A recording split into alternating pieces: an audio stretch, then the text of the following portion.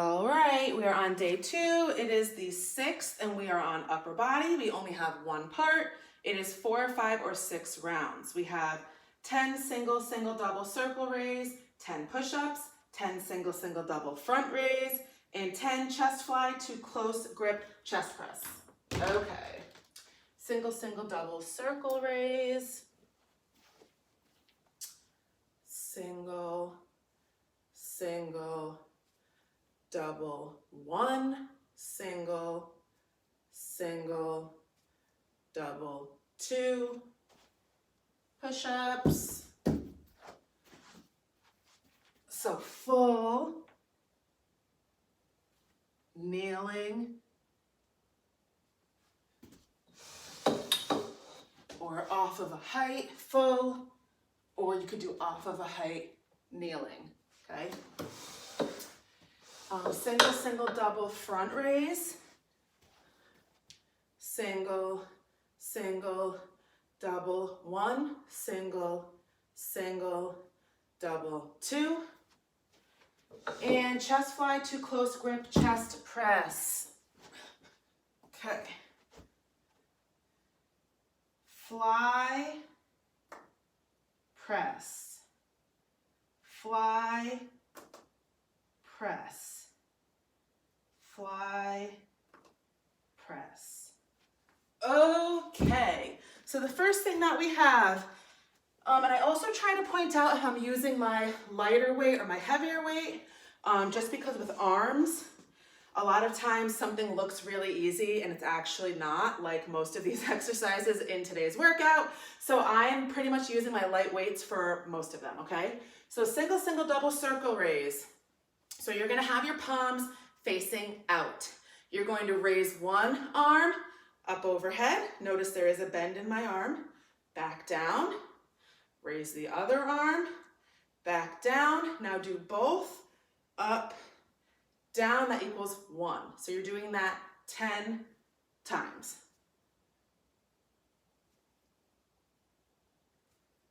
2. It doesn't matter if your weights touch in the middle. Sometimes they clank. Sometimes it depends on how big your dumbbells are. But the point of it is you're going up and around, double equals 1. Push-ups. So as you saw, I quickly just demonstrated the 3 most common variations of push-ups. So you have your full push-up, your kneeling push-up, and your push-up off of a height. So I'm gonna do the full push-up. If you've been with me, you know I have a weird wrist issue and it really hurts when I put a lot of pressure on my palm. It's much better now, so I can actually do some push-ups, but I actually just stay away from them because I'm afraid that one of the times is gonna be the time I irritate it and I ruin it all over again. So I'm just only gonna do a few full ones. So if you're doing a full push-up, you're going to be in high plank position.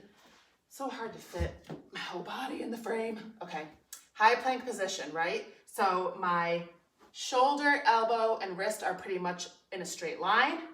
I'm up on my toes. My back is straight, so it's not arched up. It's not sunken down at the hip. It's in a nice straight line, okay? And what I'm doing when I do my push-up is I'm sinking down with my chest and I'm pressing back up, okay? So you might want to widen your stance with your feet a little bit, and I'm gonna sink down, press up. So notice that everything is moving together. Sink down together, press up together, okay? So you don't want to sink down and press more up with your shoulders, but your butt is down, or sometimes people do these where they are doing it with their arm, but their butt is in the air. So you always want to aim for that neutral spine, okay? I'm pretty sure I mentioned this in yesterday's video. You're always looking to have a neutral spine. So if you find that you cannot do the full push-up properly, you're going to drop down to kneeling. So you're going to be on your knees. You want to make sure that you are actually on the kind of, I don't even know what it would be, like your upper knee. You don't want to be on your kneecap. You want to tilt forward so you're just right on the very top of the knee, okay? Because if you're on your kneecap, number one, your butt is going to be bent. Well, not bent, but it's going to be arched up. And it's probably going to hurt your knees. So shift forward which also helps you align your spine better, and it takes the pressure off your kneecap. Same idea, lower everything together, press up everything together. Lower everything together, press up everything together, okay? Now your third option is to use a height, which is a chair, it could be a wall. So in the height, it just depends on what you need. So you could use the back of the chair, which this back isn't very wide, so it's not ideal for me to put my hands on.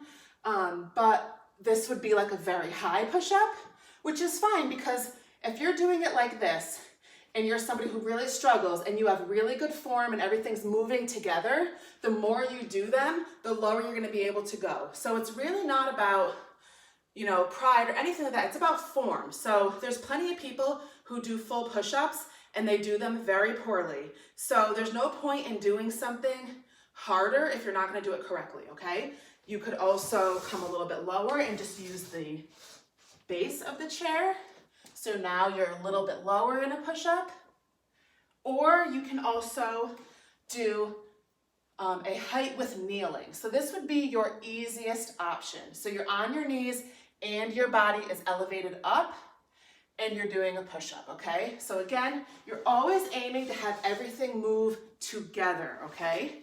And most people are not that good at push-ups. It requires a lot of chest strength, a lot of back strength, shoulder strength, and a lot of, especially women, don't work those muscles the same way that men do, okay? So it does tend to be weaker. There's absolutely nothing wrong with having to kneel or having to use a height, but what I do suggest is if you are somebody that has a lot of trouble with it, purposely try to practice it to get better, okay? You don't always want to always have to be doing the easiest way. You should want to progress, okay? And single, double front raise. Again, I'm using my light set. I'm gonna raise one arm in front of me, the other arm in front, and both. 1,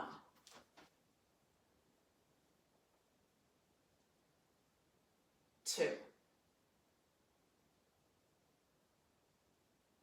3, okay? So when I raise, notice that my arm is not straight locked out like this. It's got a slight bend.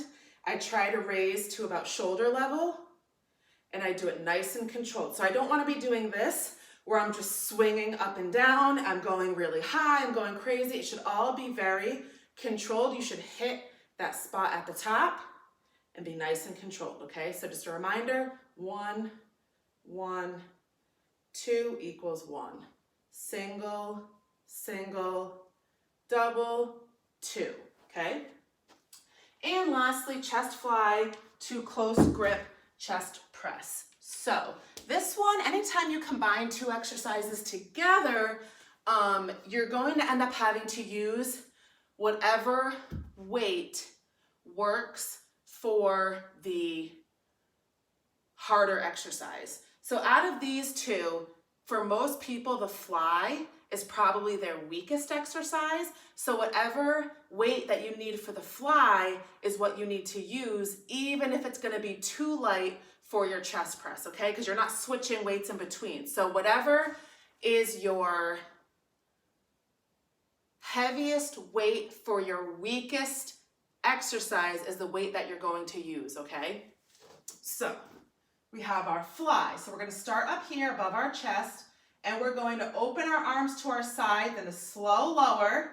Our arms are bent. So when I touch the ground, my upper arm to my elbow is on the ground. From my elbow to my hands is off the ground, okay? So this would be on the ground. I'm up here. Then I'm going to squeeze my chest and close those weights. That is your fly.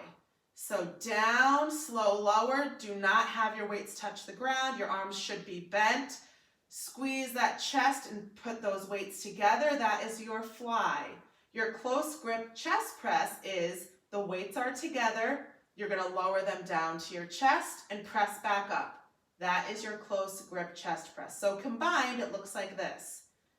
Fly, press 1. Fly, press 2, fly, press 3. So the only thing with that is if you have weights that are totally round, it's gonna be a little bit more difficult to do your press because the weights are not gonna sit together nicely.